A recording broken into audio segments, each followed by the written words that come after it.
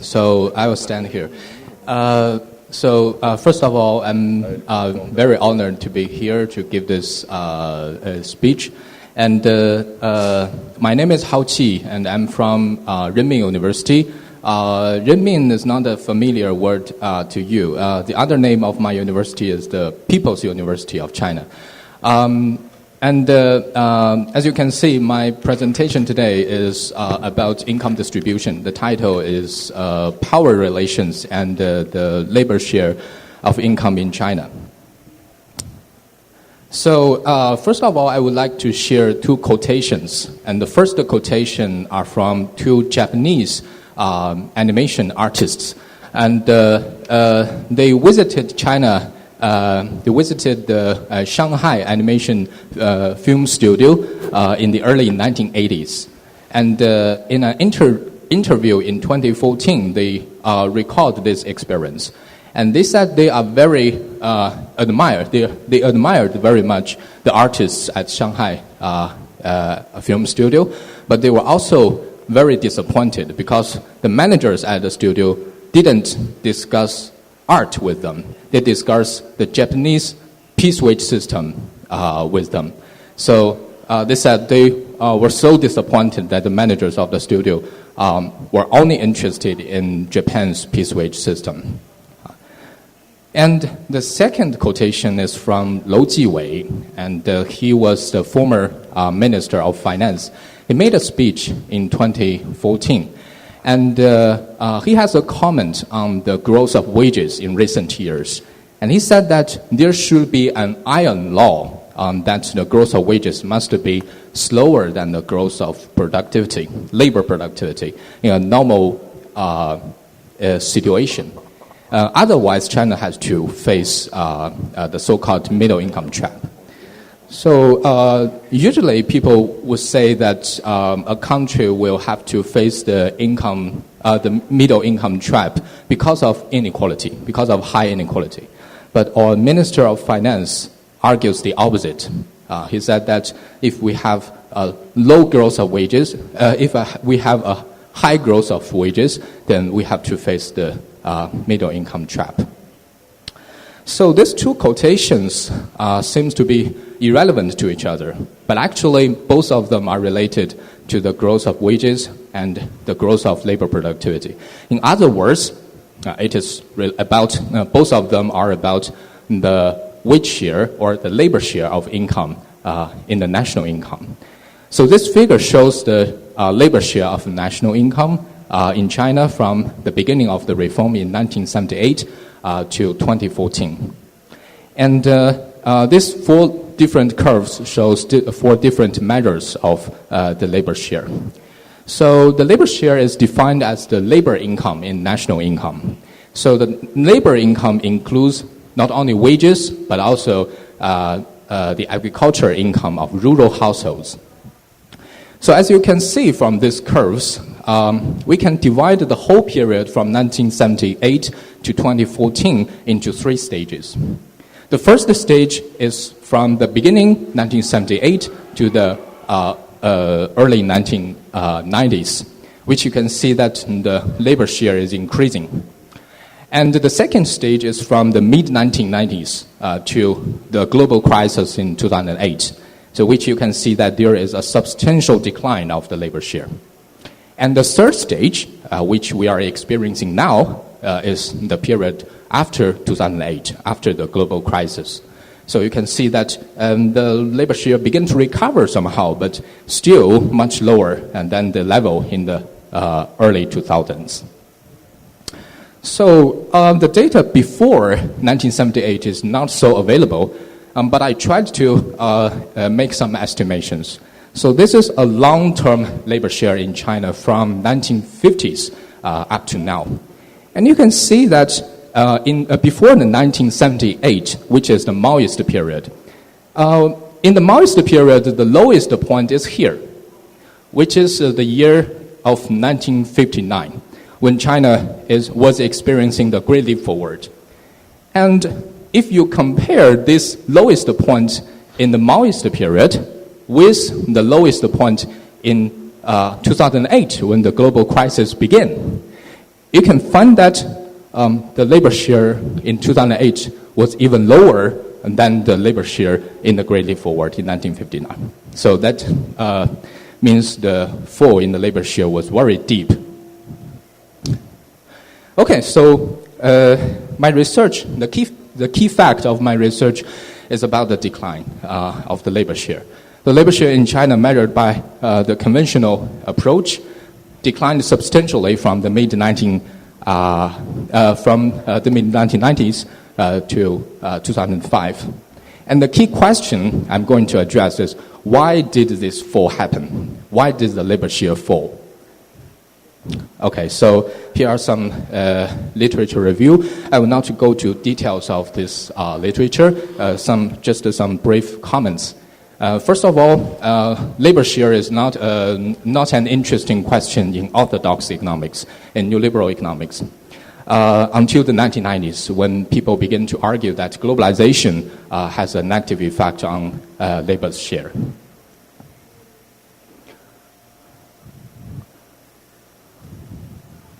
But in different heterodox traditions, including Marxist traditions and post-Keynesian traditions, distributive shares such as wage share, labor share, profit share play important role in their theories. For example, distributive shares are related with the institutions and conflicts in the production process, and also is related with inequality. When you have a very low wage share, often you will find a very high Gini coefficient.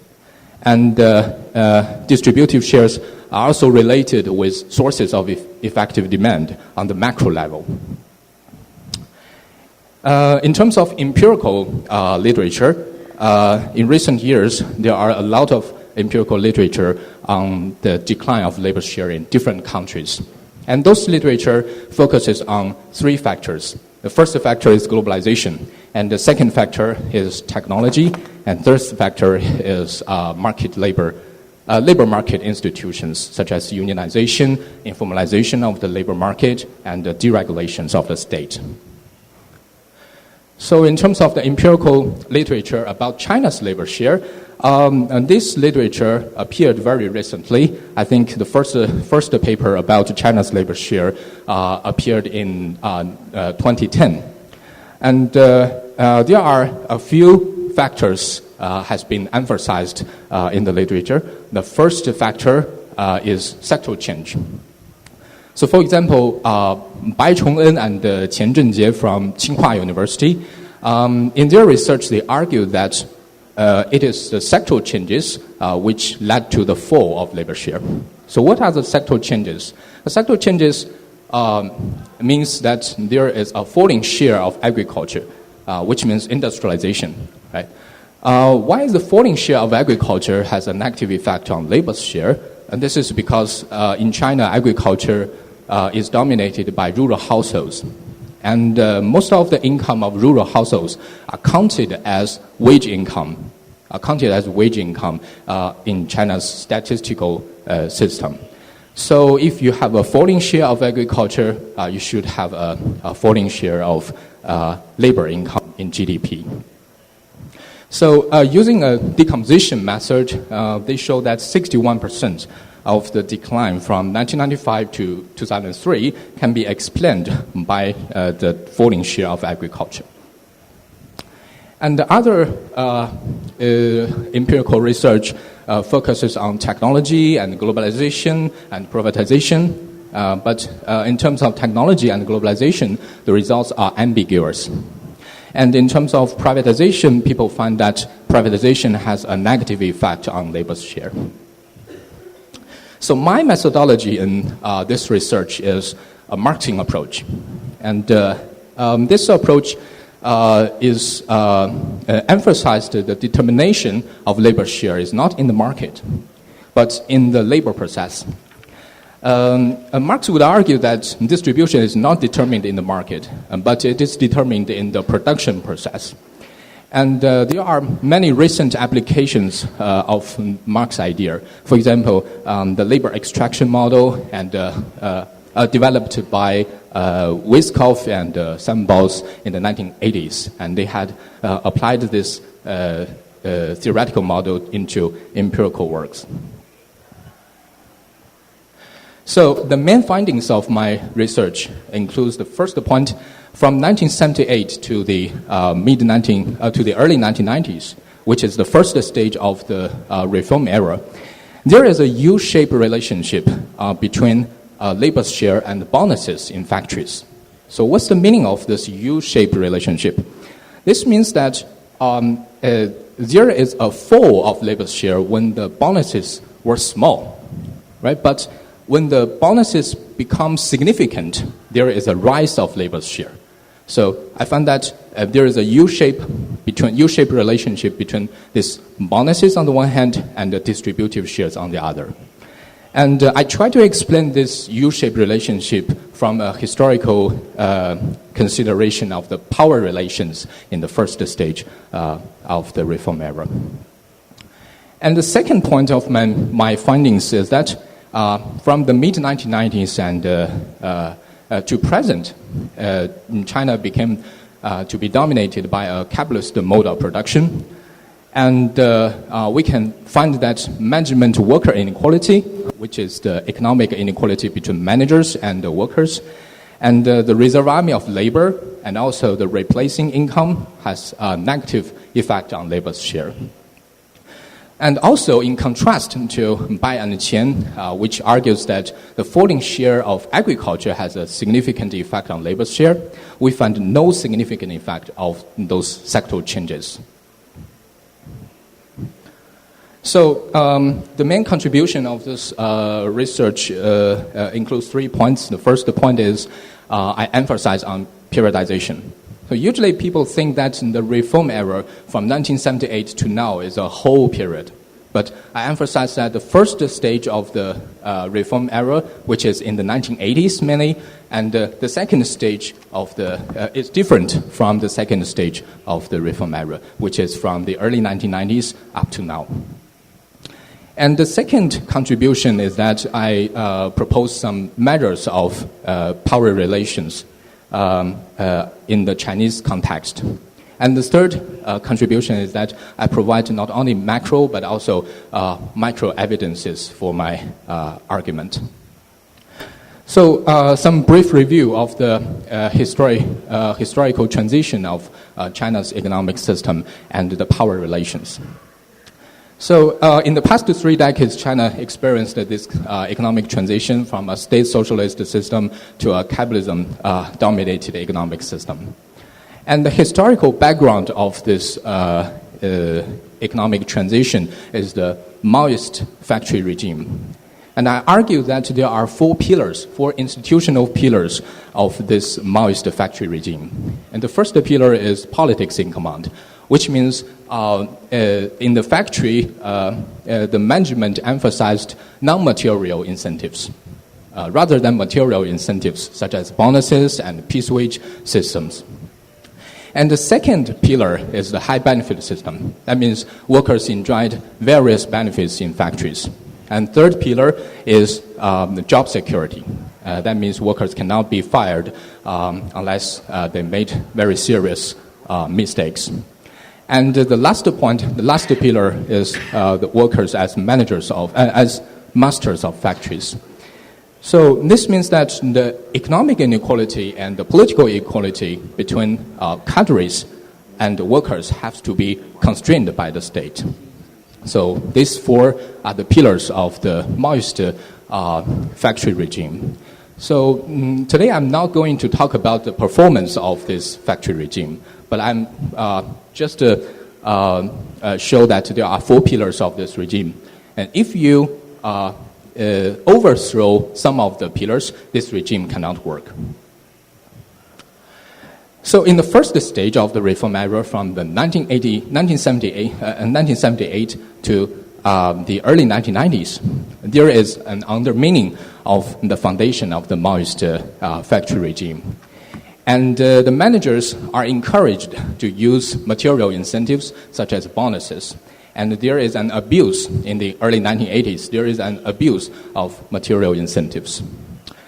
In the first period, failed to build a new factory regime to replace the Maoist factory regime. And in the later stage of the first period, in the late 1980s, we can observe there is a profit squeeze. And why there is a profit squeeze? My interpretation is that with the high benefit system and with job security, workers in the first stage were still powerful.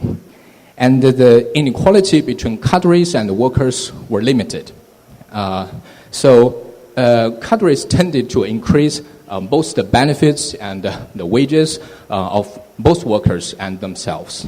So in this period, we can observe that the wages was growing with the growth of labor productivity. And in the later part of this stage, we can find that there is a profit squeeze. So some quotations from that stage. So He Ping, he is an official from the Ministry of Labor. And he said that in the past decade, which means the 1980s, in the past decade, total wages stipulated in state's plan were surpassed by the distributed wages by nearly 100 billion yuan. And another statement is that wages have to be raised, otherwise the production has to be paralyzed. So this is what an official from the Ministry of Labor said. And another official from the Ministry of Labor, Wang Rong, she said that a round of wage adjustment, that means to raise the wages of workers for one time. A round of wage adjustment is only effective in promoting production for half a year. This half a year is from the time when the wage adjustment is announced to begin to the time when the adjustment completed. So that means to maintain the workers' effort, to maintain the workers' labor effort, and the state has to initiate it one round after another round wage adjustment. So consequences of power relations in the first stage, when workers were still powerful and the economic inequality between workers and cadres were limited, there is a kind of social contract in the first stage. Wages had to grow with labor productivity. And on the other hand, cadres relied more on bonuses to maintain labor effort. So in this context, I argue that there might be a relationship, a U relationship between bonuses and the effort-wage ratio. So this is a ratio between effort and wage. And effort-wage ratio is positively related with labor's share. So there should be a U-shaped relationship between bonuses and labor share in the first stage. And for the second stage, the state initiated a series of reforms to reshape the power relations between cadres and workers. And there are three consequences of this series of reform. The first consequence is the commodification of labor power. That means a worker can be fired and hired. And the second consequence is the division, the economic division between workers and the managers, or workers and cadres. And the third consequence is the rising privatization and the increasing number of migrant workers in urban areas. So here are some examples of the economic inequality between cadres and workers. And we can see from the numbers that in the early 1990s, the difference in the wages between cadres and workers, cadres and ordinary workers is just 2 or 3 times. But in 2005, in Tonghua Steel Company, this is a state-owned company. In 2005, middle-level managers would be paid a wage 6 times of the average company wage. And in the same year, top managers were awarded shares of the company equivalent to 100 million yuan. And another number is from the official trade union, the ACFTU. And it said that in 2010, the average wage of top management across 208 state-owned firms reached 18 times of the firm's frontline workers. So in terms of the reserve army and the migrant workers, we have the number from the National Bureau of Statistics. So in 2009, migrant workers worked about 58.4 hours per week, which is actually 30% higher than the labor law stipulated. And nearly 60% of migrant workers did not sign a labor contract, and 87% of migrant workers did not have access to health insurance. And also the Reserve Army was expanded by the layoffs of state-owned sector. And from the mid-1990s to the early 2000s, state-owned firms laid off more than 30 million workers within this about 10 years. So next, I will talk about some econometrics. So it's not quite interesting. So I will just briefly discuss these results. And I try to measure these power relations. For the first stage, I measure it with the amount of bonuses. And for the second stage, I measure it with the inequality between management and workers, and also the size of the reserve army. And the third is the replacing income. Replacing income means the income you receive after you are fired. So, for example, unemployment insurance. So this is the data sources for the key variables. This for the data sources of labor share and bonuses, and also the management worker inequality. For this inequality, I use the data of China's listed companies. And this inequality is measured as the ratio of the average wage of all directors, supervisors, and executives to the average wage of all employees of these listed companies. And this reserve army of labor effect is measured as the agricultural, the share of agricultural employment to urban employment. And replacing income, I use replacing the weighted average of replacing income of rural migrants and the replacing income of urban workers. So I'm using a regional panel data. So I have about 200 or 300 observations. So each region is a province or autonomous regions or municipalities. And the first period is from 1978 to 1991. And the key variables here is bonuses. So for the second period, I focus on the period from 1999 to 2010 due to data availability. And I also provide some micro evidence based on firm data. So one of the firm data is from Nanjing Enterprise Survey. This was conducted in the early 2000s. And the second firm level data is China's listed companies. So with these two micro data, I can also confirm that the management worker inequality is negatively related with labor's share. So here are some econometrics results, and as you can see that the first two variables are the bonuses and the square of bonuses, which can be we can find that there is a U-shaped relationship between bonuses and the labor share. And also, you can see that the labor productivity, which is measured as the log of capital per worker, is positively related with labor's share. This confirms the existence of the social contract. And in the second period, this is the second period, the inequality, reserve army of labor, and the replacing income have their significant effect of labor's share. And as you can see, the fourth variable, which is labor productivity, is negatively related with the explanatory variable, the labor's share, which means that social contract in the first stage does not exist in the second stage. So here are some robustness check. I don't want to go to these details. So conclusion of this research. So I tried to answer this question. Is the decline of labor share a neutral process or a process of class conflicts? So my answer is that it's not a neutral process. If you say that the fall of labor share is a result of sectoral changes, it seems that every country have to face this kind of fall in labor share because every country needs to be industrialized, and China is not an exceptional. So I argue that power relations has played an important role in the determination of labor share. And when I control those power relations in the econometric result, in the econometric analysis, people can find that the sectoral changes has no significant effect on labor share.